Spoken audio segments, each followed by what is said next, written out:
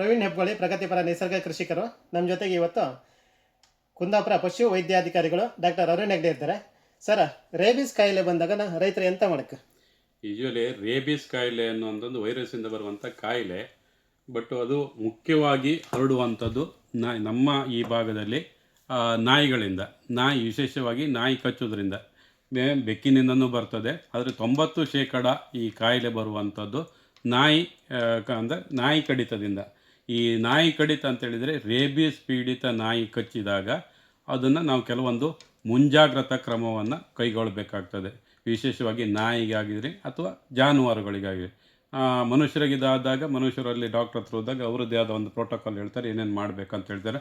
ಅಥವಾ ನಮಗೆ ಕಚ್ಚಿದಾಗ ನಾವು ಏನು ಮಾಡಬೇಕಂತ ಹೇಳಿದರೆ, ಫಸ್ಟು ಆ ಗಾಯ ಏನಾಗ್ತದೆ, ಗಾಯವನ್ನು ನಾವು ಕ್ಲೀನಾಗಿ ತೊಳಿಬೇಕು ಟ್ಯಾಪ್ ವಾಟ್ರಲ್ಲಿ. ಕನಿಷ್ಠ ಒಂದು 15 ನಿಮಿಷ, ಒಂದು 10 ನಿಮಿಷ ಆದರೂ ಈ ಕಾರ್ಬೋಲಿಕ್ ಸೋಪ್ ಅಂದರೆ ಬಟ್ಟೆ ಸೋಪ್ ಏನಿದೆ, ಆ ಬಟ್ಟೆ ಸೋಪ್ ಯೂಸ್ ಮಾಡಿಕೊಂಡು ಅದನ್ನು ನಾವು ಸರಿಯಾಗಿ ತೊಳಿಬೇಕು.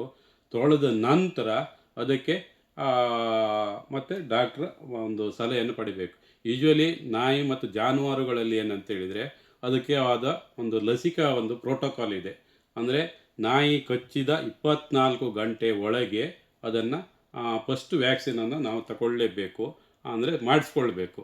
ಅಂದರೆ 24 ಗಂಟೆ ಅದನ್ನು ನಾವು 0 ಡೇ, ಫಸ್ಟ್ ವ್ಯಾಕ್ಸಿನ್ನ 0 ಡೇ ಅಂತ ಹೇಳಿ ಮಾಡ್ತೀವಿ. ಆಮೇಲೆ ಸೆಕೆಂಡ್ ಡೋಸ್ 3ನೇ ದಿನ ಸೆಕೆಂಡ್ ಡೋಸು, 7ನೇ ದಿನ, 14ನೇ ದಿನ, 28 ದಿನ.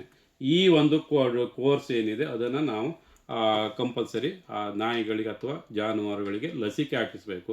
ಇದ್ರ ಜೊತೆಗೆ ಈ ಲಸಿಕೆ ಹಾಕಿದ್ರ ಕೂಡಲೇ 100% ಸೇಫ್ ಅಂತೇಳಿ ಹೇಳಲಿಕ್ಕಾಗೋದಿಲ್ಲ. ಯಾಕಂತೇಳಿದರೆ, ಈ ದನಗಳಲ್ಲಿ ಯೂಶ್ವಲಿ ನಾಯಿ ಬಂದ ಕೂಡಲೇ ಅದು ಮುಖವನ್ನು ಮುಂದೆ ಮಾಡ್ತದೆ. ಮುಖಕ್ಕೆ ನಾಯಿ ಕಚ್ಚೋದು ಜಾಸ್ತಿ. ಮುಖದಲ್ಲಿ ಇದು ಮಜಲ್ ಏನು ಹೇಳ್ತೀವಿ, ಆ ತುದಿಗಳಲ್ಲಿ ನರ ಇದು ಜಾಸ್ತಿ.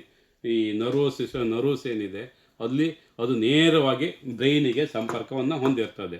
ಹಾಗಾಗಿ ಅದು ಈ ಕಾಯಿಲೆ ಹರಡುವುದು ಹೇಗೆ ಅಂತೇಳಿದರೆ, ಈ ರೇಬಿಸ್ ವೈರಸ್ ಒಮ್ಮೆ ಗಾಯದ ಒಳಗೆ ಹೋಗ್ತದೆ.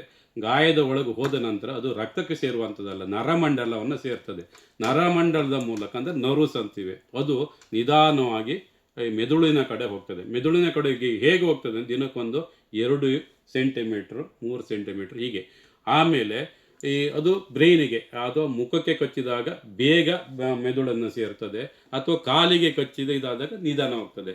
ಈ ಕೆಲವೊಮ್ಮೆ ನಾವು ಈ ಕೋರ್ಸ್ ಏನಿದೆ 0 day, 3rd day, 7th day, 14th day, 28th day, ಈ ಒಂದು ಕೋರ್ಸು ಕಂಪ್ಲೀಟ್ ಆಗೋದ್ರೊಳಗೆ ಆ ವೈರಸ್ಸು ಬ್ರೈನಿಗೆ ಹೋಗಿ ಅಲ್ಲಿ ಅದನ್ನು ತನ್ನ ವಂಶಾಭಿವೃದ್ಧಿ ಮಾಡಿಕೊಂಡು, ಒಂದು ವೈರಸ್ ಇರೋದು ಲಕ್ಷಗಟ್ಟಲೆ ವೈರಸ್ ಆಗಿ ಮಲ್ಟಿಪ್ಲೈ ಆಗ್ತದೆ.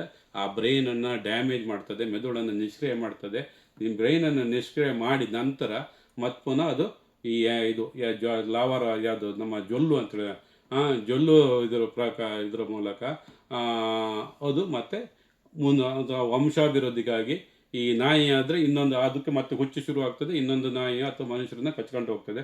ಬಟ್ ದನಗಳಲ್ಲಾದರೆ ಅದು ಡೆಡ್ ಆ್ಯಂಡ್ ಅಷ್ಟು, ಅದರಿಂದ ಬೇರೆ ಪ್ರಾಣಿಗಳಿಗಾಗಿ ಬರುವುದಿಲ್ಲ, ಮನುಷ್ಯರಿಗೆ ಬರುವುದಿಲ್ಲ. ಆದರೆ ಕೆಲವೊಂದು ಸಂದರ್ಭದಲ್ಲಿ ಏನಾಗ್ತದೆ ಅಂತೇಳಿದರೆ, ನಮ್ಮ ಮನೆ ದನಕ್ಕೆ ರೇಬಿಸ್ ಬಂತು, ಅದು ಏನೂ ತಿನ್ನಲಿಲ್ಲ ಅಂತ ಇವ್ರಿಗೆ ಗೊತ್ತಿರೋದು ರೇಬಿಸಿಂದ ಅಂತೇಳಿ ಅದನ್ನು ಬಾಯಿ ಕೈ ಹಾಕಿ ತಿನ್ನಲಿಕ್ಕೆ ಹೋಗ್ತಾರೆ. ಆವಾಗ ಗಾಯ ಆಗಿ ಆ ಜೊಲ್ಲೆ ನಮ್ಮ ಗಾಯದೊಳಗೆ ಸೇರ್ಕೊಂಡು ಬರುವಂಥ ಚಾನ್ಸಸ್ ಉಂಟು. ಅದರ್ವೈಸು ದನದಿಂದ ಈ ರೇಬಿಸ್ ಕಂಟಿನ್ಯೂ ಆಗೋದಿಲ್ಲ. ಬಟ್ ನಾಯಿಯಿಂದ ಅದು ಮುಂದೆ ಅದು ವಂಶಾಭಿವೃದ್ಧಿ ಮಾಡಿಕೊಂಡು, ಒಂದು ನಾಯಿಗೆ ಹುಚ್ಚಿಡಿದ್ರೆ ಅದು 10 ನಾಯಿ ಕಚ್ಕೊಂಡು ಹೋಗ್ತದೆ. ಅದಕ್ಕೆ ಟ್ರೀಟ್ಮೆಂಟ್ ಮಾಡಿದರೆ ಆ 10 ನಾಯಿಗಳು ಮತ್ತೆ ಹೀಗೆ ಕಚ್ಕೊಳ್ತಾ ಹೋಗ್ತದೆ. ಹಾಗಾಗಿ ಮೇನ್ ಅಂತೇಳಿದರೆ, ನಾವು ನಾಯಿ ಅಥವಾ ಹುಚ್ಚು ನಾಯಿ ಇರ್ಬೋದು, ಸಸ್ಪೆಕ್ಟೆಡ್ ಇರ್ಬೋದು, ಫಸ್ಟು ಆ ನಾಯಿಯನ್ನು ಕಟ್ಟಿ ಹಾಕ್ಕೊಳ್ಬೇಕು. ಕಟ್ಟಿ ಹಾಕಿ ಅದನ್ನು 1 ತಿಂಗಳು ಬಿಡಬಾರ್ದು.